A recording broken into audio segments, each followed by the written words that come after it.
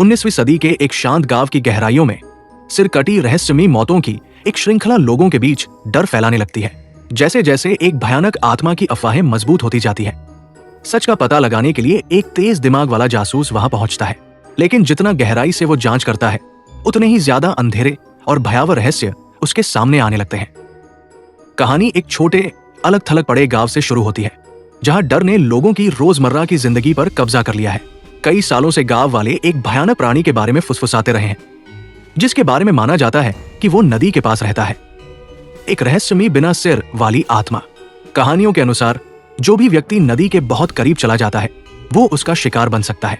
किंवदंती कहती है कि ये प्राणी अपने शिकार का सिर काटकर मार देता है और निर्जीव शरीर को नदी किनारे तैरता हुआ छोड़ देता है। शुरुआत में ज्यादातर लोगों ने इस कहानी को सिर्फ एक पुरानी मिथक मानकर नजरअंदाज कर दिया, जिसे बच्चों को डराने के लिए सुनाया जाता था। लेकिन समय के साथ अजीब अजीब गुमशुदगियां होने लगी।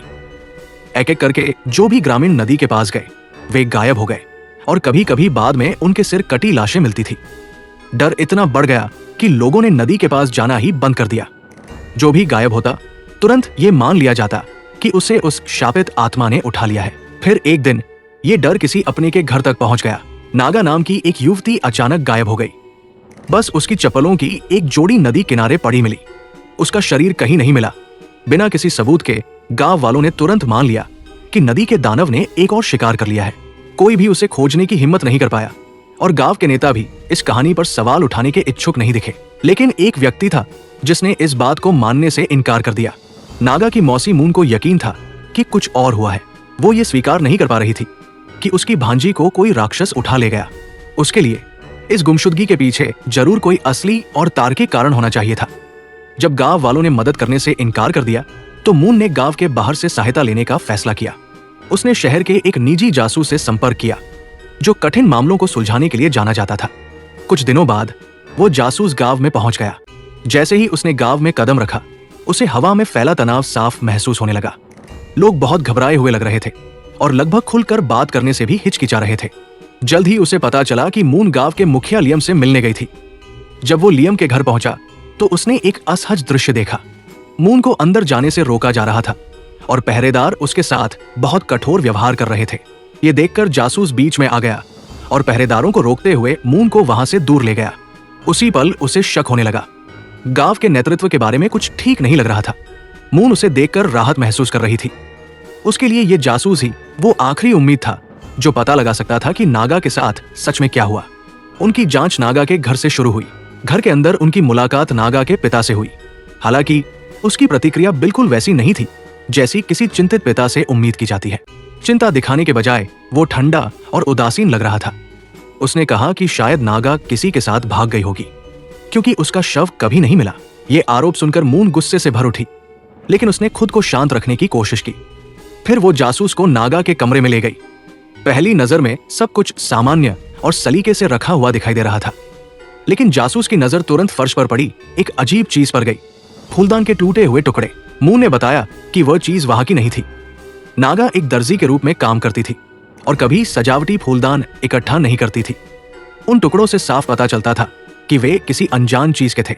इसके बाद जासूस ने पूछा कि क्या हाल ही में कुछ अजीब हुआ था। मून को एक घटना याद आई जो नागा के गायब होने से कुछ दिन पहले हुई थी। रात के समय एक चोर घर में घुस आया था। नागा ने उसका सामना किया और उसे रोकने की कोशिश में उसके हाथ को घायल भी कर दिया था।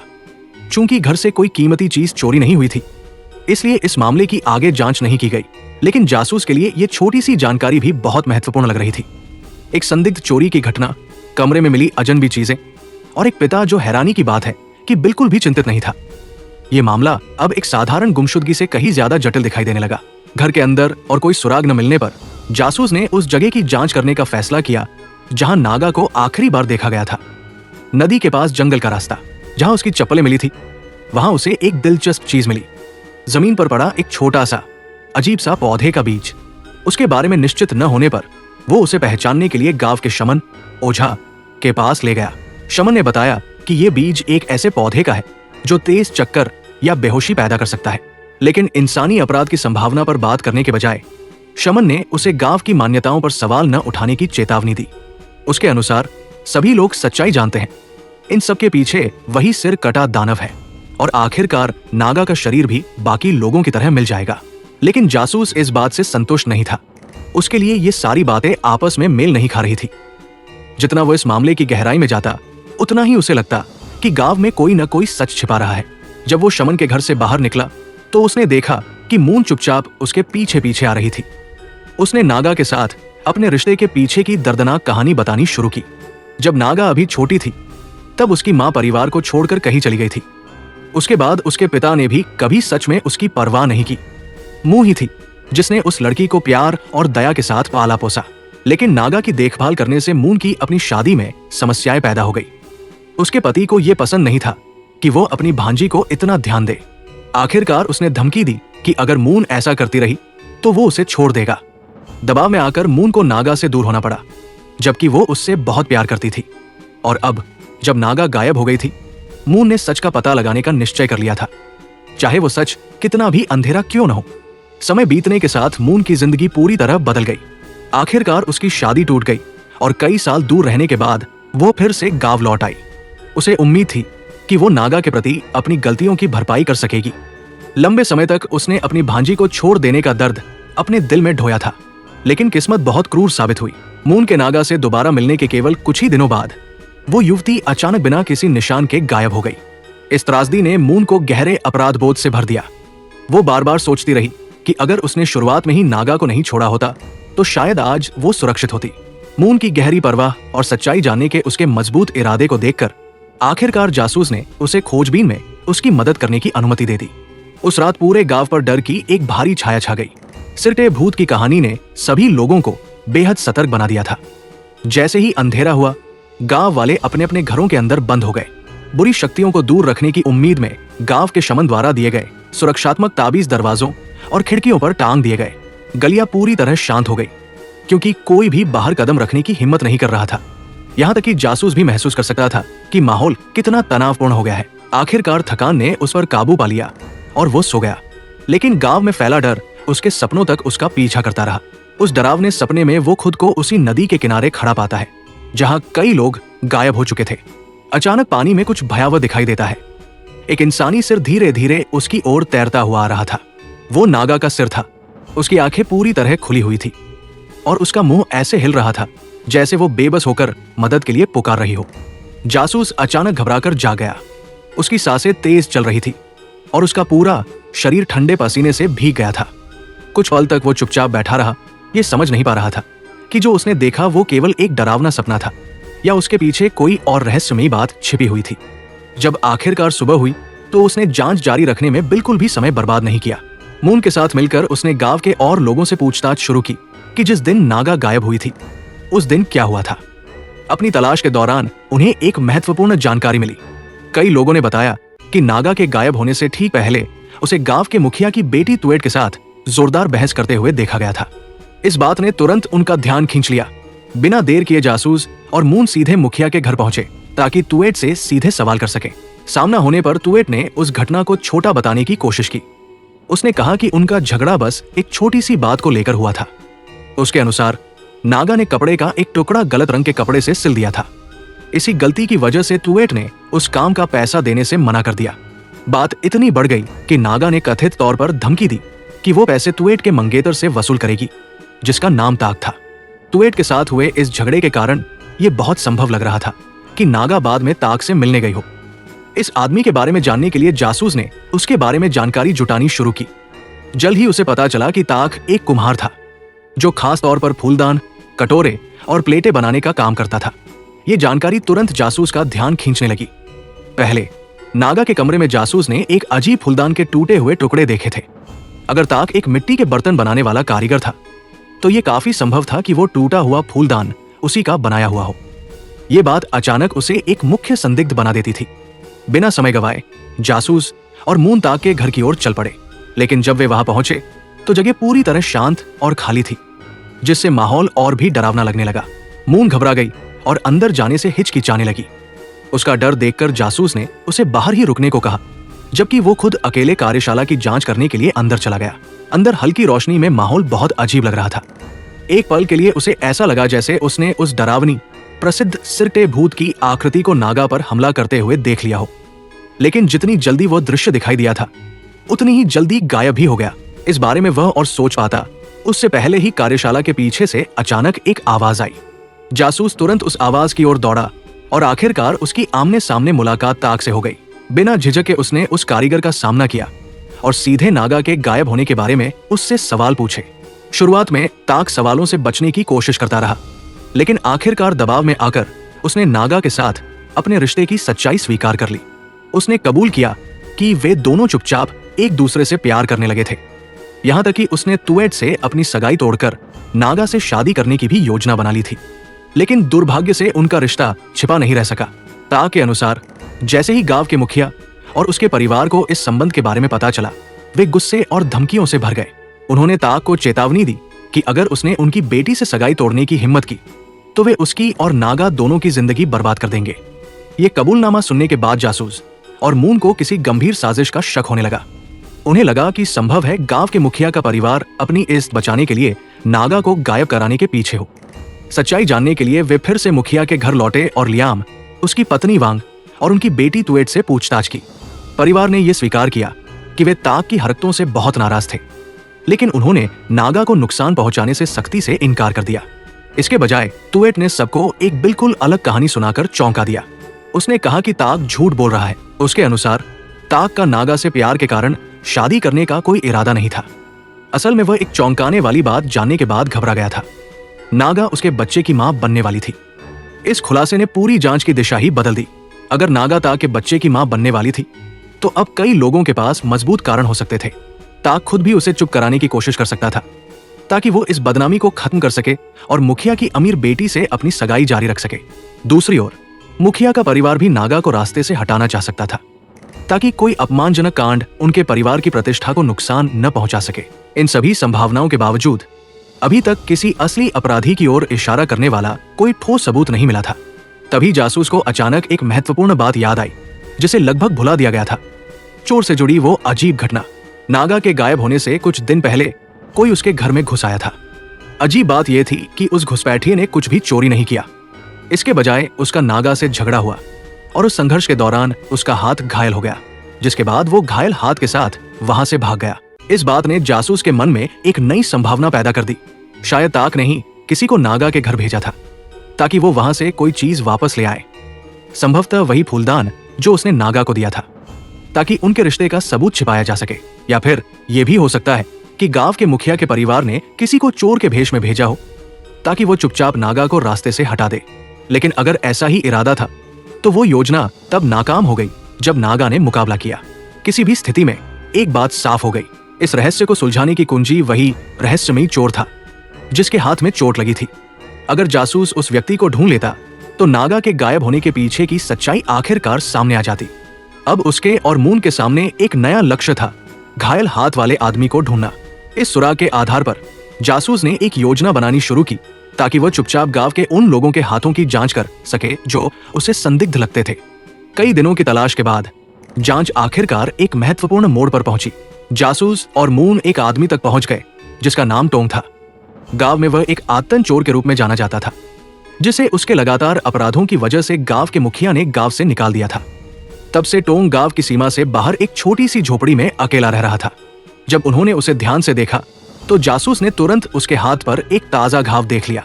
कड़ी पूछताछ के बाद टोंग ने आखिरकार सच्चाई स्वीकार कर ली। उसने कबूल किया कि उसी ने उस रात नागा के घर में घुसपैठ की थी। उसकी झोपड़ी की तलाशी लेने पर उन्हें नागा का कंगन भी मिला, जिससे यह साबित हो गया कि वो वहां गया था। हालांकि जब जासूस ने उस पर यह आरोप लगाया कि उसे नागा की हत्या के लिए किसी ने भेजा था, तो टोंग ने इस बात से जोरदार इनकार कर दिया। उसने कहा कि किसी ने उसे पैसे नहीं दिए थे और उसने सिर्फ इसलिए चोरी की कोशिश की थी क्योंकि उसे पैसों की सख्त जरूरत थी। उसके अनुसार उस रात हालात बस अचानक काबू से बाहर हो गए थे। लेकिन टोंग ने एक और ऐसी बात बताई जो उससे भी ज्यादा महत्वपूर्ण साबित हुई। उसने बताया कि उस रात जब वो नागा के घर से भाग रहा था तो उसने पास में एक चौंकाने वाला दृश्य देखा। अंधेरे में छिपकर उसने देखा कि गांव के मुखिया की पत्नी विहांग नागा के पिता पीहा से गुप्त रूप से मिल रही थी। दोनों के बीच साफ तौर पर अवैध संबंध थे। दरअसल टोंग के अनुसार उनका यह रिश्ता कई सालों से चल रहा था और उसी रात नागा ने गलती से अपने पिता को विहांग के साथ देख लिया था। इस नई जानकारी ने जासूस के शक की दिशा एक बार फिर बदल दी। इस बार शक गांव के मुखिया की पत्नी विहांग पर जा टिका। उसे लगा कि शायद वही पर्दे के पीछे से सब कुछ नियंत्रित कर रही है। इसी विश्वास के साथ उसने विहांग का सीधे सामना किया, लेकिन उसने नागा के गायब होने में किसी भी तरह की भागीदारी से साफ इनकार कर दिया। इसके बजाय उसने अपनी तरफ से एक अलग ही सफाई दी। विहांग ने माना कि वो उस रात नागा से मिली थी, लेकिन उसके अनुसार वो सिर्फ उसे धमकाने के लिए गई थी। उसने कहा कि उसने नागा को ताक से दूर रहने की चेतावनी दी थी, क्योंकि ताक उसकी बेटी का मंगेतर था। जांच आगे बढ़ती रही और जल्द ही एक और गवाह सामने आया जिसने नई जानकारी दी। किसी ने बताया कि नागा को उसके गायब होने वाली रात जंगल के अंदर तुएट से मिलते हुए देखा गया था। यह सुनकर जासूस ने तुरंत तुएट से फिर से पूछताछ की और इस बार उसके सामने अब तक जुटाए गए सभी सबूत रख दिए। खुद को घिरा हुआ और अब इनकार करने में असमर्थ महसूस करते हुए आखिरकार तुएट टूट गई और उसने सब कुछ कबूल कर लिया। उसने स्वीकार किया कि उस रात वो जंगल में नागा से मिली थी। जब तुएट को पता चला कि नागा उसके मंगेतर के बच्चे की मां बनने वाली है, तो दोनों के बीच भयंकर बहस शुरू हो गई। ईर्ष्या और गुस्से में ये बहस जल्दी ही हाथापाई में बदल गई। इस संघर्ष के दौरान नागा का संतुलन बिगड़ गया और वो पीछे की ओर गिर पड़ी। उसका सिर नदी के पास पड़े एक बड़े पत्थर से टकरा गया। जब तुएट ने उसे बिल्कुल शांत और बिना हिले डुले पड़े देखा, तो उसे लगा कि नागा मर चुकी है। डर और परिणामों का सामना करने की हिम्मत न होने के कारण तुएट घबरा गई और वहां से भाग गई, नागा के शरीर को वहीं छोड़कर। उसने कसम खाकर कहा कि उसने उसके बाद कभी उस शरीर को हाथ भी नहीं लगाया। इस कबूलनामे के साथ ऐसा लगा कि मामला सुलझ गया है। जासूस ने तुरंत शहर की पुलिस से संपर्क किया। कुछ ही समय बाद पुलिस अधिकारी गांव पहुंचे और नागा की मौत से जुड़े आरोपों में तुएट को गिरफ्तार कर लिया। कड़वी सच्चाई सामने आने पर मुंह फूट फूट कर रो पड़ी। लेकिन इस गिरफ्तारी के बाद भी एक परेशान करने वाला सवाल जासूस के दिमाग में बार बार घूमता रहा।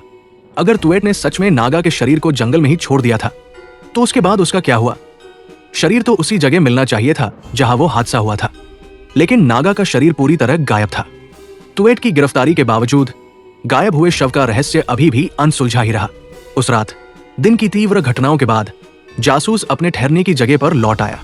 उसे लगा कि मामला लगभग खत्म हो चुका है, इसलिए वो अकेले बैठकर रात का खाना खाते हुए थोड़ा आराम करने की कोशिश करने लगा। लेकिन अचानक कमरे का माहौल बदल गया। उसे पास में किसी अजीब सी मौजूदगी का एहसास हुआ, जैसे कोई या कुछ बिना दिखाई दिए कमरे में आ गया हो। वो धीरे धीरे मुड़ा और डर से वही जम गया। उसके सामने गांव की कथा वाला भयानक प्राणी खड़ा था, सिरकटा दानव। और इससे भी ज्यादा डरावनी बात यह थी कि उस प्राणी के हाथों में नागा का कटा हुआ सिर था, जिसे वह उसकी आंखों के सामने खा रहा था। इस बार यह कोई सपना नहीं था। जासूस डर के मारे चिल्ला उठा। तभी वो राक्षसी आकृति अचानक उसकी ओर झपट पड़ी। सौभाग्य से पास में मौजूद पुलिस अधिकारियों ने उसकी आवाज सुन ली और ठीक समय पर कमरे में दौड़ते हुए आ गए। जैसे ही पुलिस अधिकारी कमरे में दाखिल हुए, वो डरावना प्राणी ऐसे गायब हो गया जैसे वो कभी वहां था ही नहीं। इस घटना ने जासूस को गहराई से झकझोर दिया। उसे लगा कि यह रहस्य शायद पूरी तरह इंसानी नहीं है। संभव है कि इस गांव से सचमुच कोई अलौकिक शक्ति जुड़ी हुई हो। सच्चाई को समझने के लिए उसने अपने साथियों को गांव के पुराने ऐतिहासिक रिकॉर्ड खंगालने का आदेश दिया, ताकि इस डरावनी कहानी की असली शुरुआत का पता लगाया जा सके। जब उन्होंने पुराने दस्तावेजों की जांच शुरू की, तो उन्हें गांव के अतीत का एक बेहद अंधेरा अध्याय मिला। करीब 30 साल पहले वहां एक भयानक त्रासदी हुई थी। एक बड़े परिवार के 14 लोगों पर गांव से विश्वासघात करने का आरोप लगाया गया था। बिना किसी सही मुकदमे या जांच के गांव वालों ने खुद ही उन्हें सजा देने का फैसला कर लिया। उन्होंने उस परिवार के हर सदस्य को नदी के किनारे घसीट कर ले गए और बेहद क्रूर तरीके से उनका सिर काटकर हत्या कर दी। स्थानीय मान्यताओं के अनुसार उस मारे गए परिवार की आत्माओं को कभी शांति नहीं मिली। उनका गुस्सा और पीड़ा धीरे धीरे एक साथ मिल गए और एक भयानक सिरकटी सत्ता का रूप ले लिया, जो अब गांव को सताती थी। और उसी समय से वो नदी जहां ये हत्या हुई थी, एक श्रापित जगह बन गई। अगर आप चाहें तो मैं कहानी का अंतिम अंत भी दोबारा लिख सकता हूं। जब जासूस गांव के पुराने रिकॉर्ड का अध्ययन कर रहा था, तो उसने एक अजीब बात पर ध्यान दिया। सिरके भूत की यह कथा लगभग 30 सालों से मौजूद थी, लेकिन हिंसक घटनाएं और उसके देखे जाने की घटनाएं केवल पिछले 10 सालों में ही शुरू हुई थी। पूरे 20 सालों तक यह कहानी सिर्फ एक पुरानी दंतकथा बनकर रह गई थी। तो फिर अचानक अब यह डर क्यों वापस आ गया? एक और सवाल उसे और भी ज्यादा परेशान कर रहा था। आखिर वो रहस्यमयी प्राणी खास तौर पर उसी के आसपास क्यों दिखाई देता था? जासूस खुद को तर्क और डर के बीच फंसा हुआ महसूस कर रहा था। उसका तर्क संगत दिमाग भूत प्रेत या श्राप पर विश्वास करने को तैयार नहीं था, लेकिन वो अपनी आंखों से देखी हुई घटना को भी नजरअंदाज नहीं कर सकता था। उस सिरटे प्राणी की छवि अभी भी उसके दिमाग में ताजा थी। उसी समय गांव के मुखिया के घर के अंदर एक संकट पैदा हो गया। मुखिया की पत्नी विहांग घबराई हुई थी। उसने अपने पति लियाम से इस स्थिति को संभालने में मदद मांगी, लेकिन लियाम ने इसमें और शामिल होने से साफ इनकार कर दिया। वो बढ़ते हुए इस कांड से खुद को पूरी तरह दूर रखना चाहता था। अपनी घबराहट के बीच विहांग का निजी नौकर दौड़ता हुआ अंदर आया और एक चौंकाने वाली खबर दी। जिस आदमी को विहांग ने चुपचाप नागा को खत्म करने के लिए किराए पर रखा था, उसने अपना काम पूरा ही नहीं किया था। इस खुलासे ने सच्चाई को उजागर कर दिया। पूरे मामले के पीछे से डोर खींचने वाली असल में विहांग ही थी। ये समझने के लिए कि उस रात वास्तव में क्या हुआ था, कहानी को फिर से जंगल वाली रात पर लौटना पड़ता है, जब तुएट ने झगड़े के दौरान नागा को धक्का दिया तो वो गिर गई और उसका सिर एक पत्थर से टकरा गया, जिससे वो बेहोश हो गई। तुएट को लगा कि उसने उसे मार दिया है, इसलिए वो घबराकर वहां से भाग गई। लेकिन कहानी यही खत्म नहीं हुई थी। संयोग से विहांग के नौकर ने दूर से ये घटना देख ली थी और तुरंत जाकर अपनी मालकिन को इसकी खबर दे दी। घायल लड़की की मदद करने के बजाय विहांग ने इसे अपनी बेटी की प्रतिष्ठा को हमेशा के लिए बचाने का एक मौका समझा। ये सुनिश्चित करने के लिए कि नागा कभी वापस न आए, उसने गुप्त रूप से अपने नौकर को पैसे देकर किसी को ये काम पूरा करने के लिए भेजा। उस काम के लिए जिस व्यक्ति को चुना गया वो कोई और नहीं बल्कि टोंग था, वही चोर जिसे पहले पकड़ा जा चुका था। लेकिन टोंग की अपनी ही योजनाएं थी। जब उसने जंगल में नागा को बेहोश हालत में पाया तो उसने उसे मारने के बजाय एक गुप्त जगह पर छिपा दिया और उसे जिंदा रखा। उसका इरादा कहीं ज्यादा फायदे का था। नागा को कैद में रखकर वो बार बार विहांग से पैसे वसूल सकता था।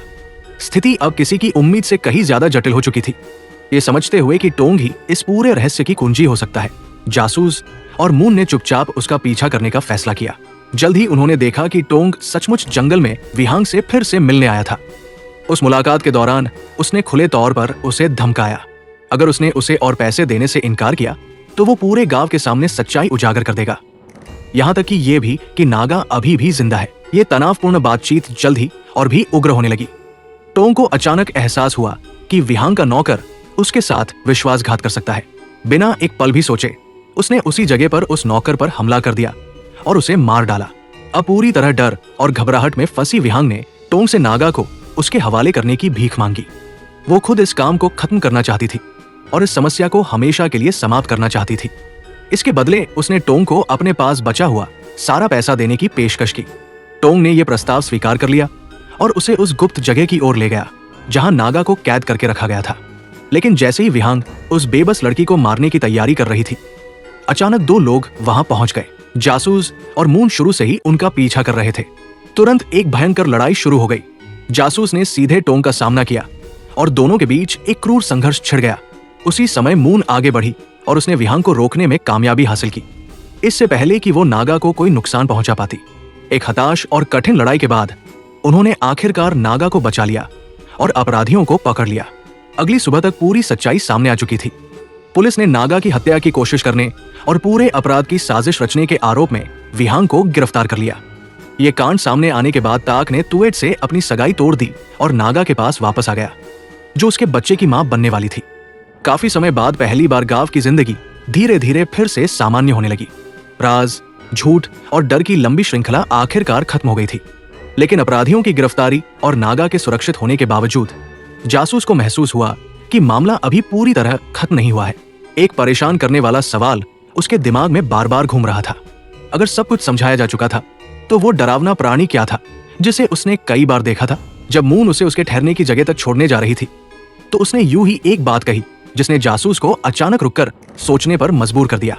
उसने बताया कि लोग अक्सर उस सिरटे भूत के बारे में बात करते हैं, लेकिन उसने खुद कभी उसे देखा ही नहीं था। गांव वालों के अनुसार सभी लोग गांव के शमन द्वारा तैयार किया गया एक विशेष सुरक्षात्मक पेय पीते थे। माना जाता था कि ये पेय उन्हें उस श्रापित आत्मा से बचाता है जो नदी के आसपास भटकती है। तभी मून ने एक अप्रत्याशित बात स्वीकार की। जासूस की सुरक्षा को लेकर चिंतित होकर उसने हर रात चुपके से शमन का वह पेय उसके खाने में मिला दिया था ताकि वह भी सुरक्षित रह सके। लेकिन उसने खुद वो पेय एक बार भी नहीं पिया था। यह सुनकर जासूस तुरंत सतर्क हो गया। उसने तुरंत उस पेय के बचे हुए तरल की जांच की। जो उसने पाया वो किसी भी अलौकिक कहानी से कहीं अधिक डरावना था। वो तथाकथित सुरक्षात्मक पेय असल में कोई दवा था ही नहीं। वो एक शक्तिशाली भ्रम पैदा करने वाला पदार्थ था जो उसी पौधे के बीजों से बनाया गया था जिन्हें जासूस ने अपनी जांच के दौरान पहले खोजा था। अब सच्चाई आखिरकार साफ हो गई। गांव में कभी कोई दानव था ही नहीं। लोगों को सिरकटे प्राणी के दिखने का कारण यह था कि वे अनजाने में एक ऐसी दवा पी रहे थे जो डरावने भ्रम पैदा करती थी। गांव वाले किसी श्राप के शिकार नहीं थे, बल्कि उन्हें जानबूझकर जहर दिया जा रहा था। कोई पूरे गांव को नियंत्रित कर रहा था और इसके पीछे जिम्मेदार व्यक्ति था गांव का शमन। लेकिन इस खोज ने एक और सवाल खड़ा कर दिया। आखिर शमन ऐसा क्रूर काम क्यों कर रहा था? उसके मकसद को समझने के लिए जासूस ने गांव के पुराने रिकॉर्ड और भूली बिसरी कहानियों को खंगालना जारी रखा। आखिरकार उसे एक ऐसी जानकारी मिली जो ऐतिहासिक रिकॉर्ड से गायब थी। 30 साल पहले जब गांव वालों ने विश्वासघात के आरोप में उस परिवार को मार डाला था, तो कहानी में कहा गया था कि 14 लोगों को मौत के घाट उतारा गया था। लेकिन सच्चाई कुछ और ही थी। असल में उस परिवार में 15 सदस्य थे। एक बच्चा बच गया था। वो बच्चा पास ही कहीं छिपा हुआ था और बेबस होकर देख रहा था कि कैसे गांव वाले उसके पूरे परिवार को नदी के किनारे घसीट कर ले जा रहे थे और एक एक करके उनका सिर काटकर हत्या कर रहे थे। उस भयानक दिन उस लड़के ने सब कुछ खो दिया और उसी पल उसने बदला लेने की कसम खाई। वो बच्चा आखिरकार गांव छोड़कर चला गया और कई सालों तक जहरीले पौधों और विषैले पदार्थों के बारे में सीखता रहा। कई दशकों बाद वो चुपचाप वापस लौटा और खुद को एक आध्यात्मिक वैद्य, गांव के शमन के रूप में छिपा लिया। उसकी बदले की योजना बेहद चालाक और डरावनी थी। गुप्त रूप से गांव वालों के पेय में भ्रम पैदा करने वाले पदार्थ मिलाकर उसने उन्हें ये विश्वास दिला दिया कि कोई अलौकिक राक्षस उनका पीछा कर रहा है। डर और भ्रम के कारण वो पूरे गांव को नियंत्रित करने में सफल हो गया, बिना किसी को सच्चाई का शक हुए। जब भी वो किसी को मारना चाहता था, वो बिल्कुल उसी क्रूर तरीके से हत्या करता था जिस तरह उसके परिवार को मारा गया था, नदी के किनारे उनका सिर काटकर। और क्योंकि गांव वाले पहले से ही ये मान चुके थे कि कोई दानव मौजूद है, इसलिए हर मौत का दोष वे उसी श्रापित आत्मा पर डाल देते थे, असली हत्यारे पर शक करने के बजाय। ये भयानक दंतक था दरअसल एक सावधानी से रची गई चाल से ज्यादा कुछ नहीं थी। जैसे ही जासूस को सच्चाई का एहसास हुआ, वो और पुलिस तुरंत शमन की झोपड़ी की ओर दौड़े। लेकिन वे बहुत देर कर चुके थे। वो छोटी सी झोपड़ी पूरी तरह खाली थी। वो आदमी जिसने पूरे गांव को अपने नियंत्रण में रखा था, सिर काटकर की गई हत्याओं के पीछे का असली हत्यारा, पहले ही गायब हो चुका था। आखिर में जासूस चुपचाप खड़ा होकर उन सभी घटनाओं के बारे में सोचने लगा जो हो चुकी थी। वो डर जिसने सालों तक गांव को सताया था, किसी भूत या किसी दूसरी दुनिया के राक्षस की वजह से नहीं था। उसे एक इंसान ने पैदा किया था जिसकी बदले की आग दशकों तक और भी ज्यादा भड़कती गई थी। और इसी एहसास के साथ ये कहानी आखिरकार खत्म हो जाती है। अगर आपको ये कहानी पसंद आई हो तो वीडियो को लाइक करना न भूलें, इसे अपने दोस्तों के साथ शेयर करें और ऐसे ही शानदार मूवी रिकैप्स के लिए चैनल को सब्सक्राइब करें।